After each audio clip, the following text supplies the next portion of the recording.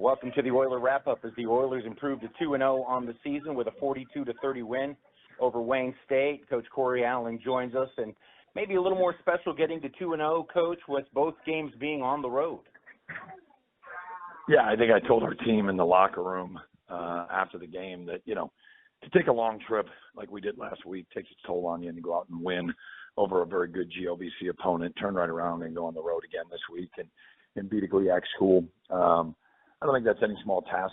I know that was a locker room of guys that weren't satisfied with the way the second half went, but I made sure to point out that it is not easy to win, and especially on the road in college football, and I was proud of their efforts. Absolutely. Warriors on offense first. They got a couple of big runs to start the game, but you guys adjusted and were able to hold them to a field goal on that opening drive.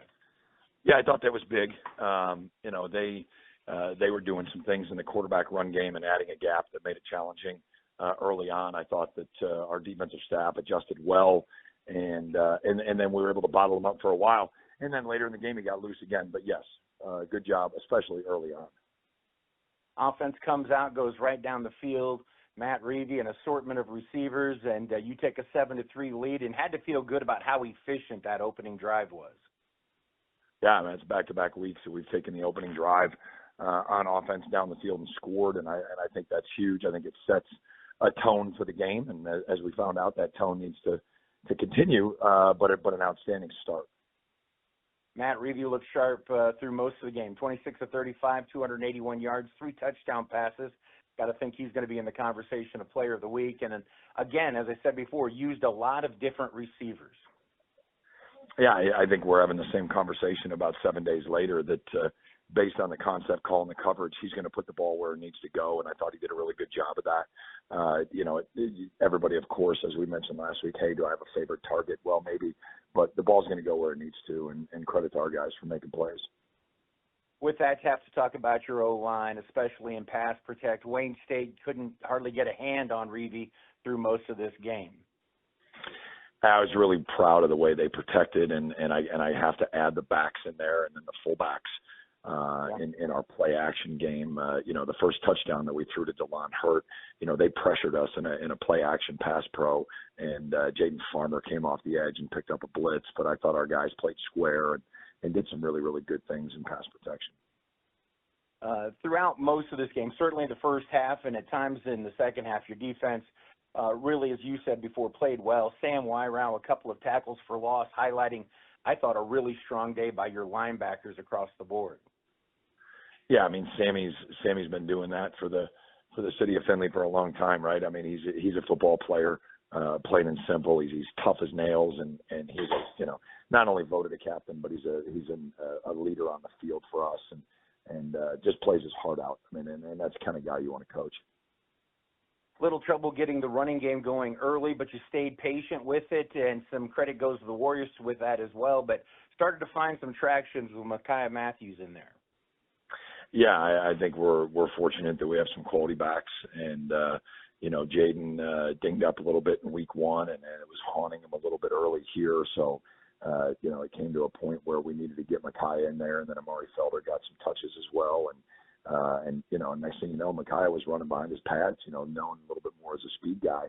But I thought we were able to find it, and credit to our offensive coordinator for dipping in and out of different personnel groupings till we found the one that was the most advantageous against them defensively with today's game plan. Defense had a big play. Gavin DeGroat gets a tip, pass collected by Christian Stokes for the interception, sets up another offensive score just before the half. Part of that 35-3 start of this one that had you guys looking good at the half. Yeah, it was a bit of a homecoming for Christian. He went to Harper Woods High School, and his older brother, Marcus Stokes, was in attendance. Reggie Michaud, Derek Lynch, a bunch of guys from Detroit that are Oiler alums, no stranger to folks that follow our football program. So it was pretty cool to have him make that play in front of so many of his friends and family, and he's really settling in and doing a nice job for us. Second half looked like it was going to be more of the same. You get the kickoff, work it right down the field, another workmanlike effort, capped off with a touchdown pass from Reevy to Childers, and you had to think this one was not going to be a whole lot of drama. Well, the bottom line is that we were one possession away from pulling our starters, and that's probably where the tone of this interview is going to turn, but we were one possession away up 42-3. We were one possession away from getting our guys out and letting a bunch of guys that worked their tails off, get a bunch of playing time in that fourth quarter, and it did not come to fruition.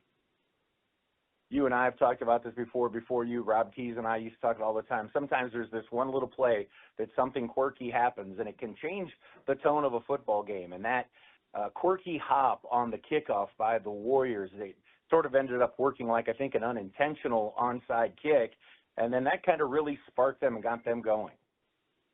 Yeah, I mean, obviously they were able to put one in the end zone right before that, and I think that was just kind of the tone on the field to me at that point was, okay, we got one in, but I didn't see a violent momentum swing there. But then all of a sudden, when that ball skied, that got very concerning. I don't think it was a sky kick. I think he just missed it a little bit, and it got up there into a dead zone. I think we can do a better job of adjusting with where the wind is and where our returners are at. But it found that dead spot, unfortunately, and they were Johnny on the spot. Next thing you know, it's 42-3, and then it's 42-17 in a matter of seconds. And at that point, we knew that hey, we had to fight. And you have to give the Warriors credit, put together 27 straight points of their own, but your defense came up with a couple of key stops when you really needed it to help wrap things up.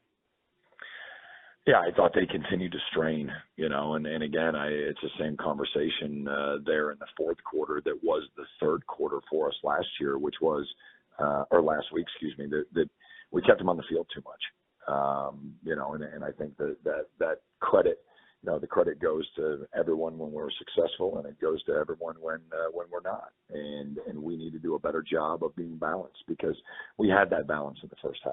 Our defense was coming back off the sideline fresh because we were staying on the field offensively, and vice versa. And we lost that rhythm a little bit, and it hurt us.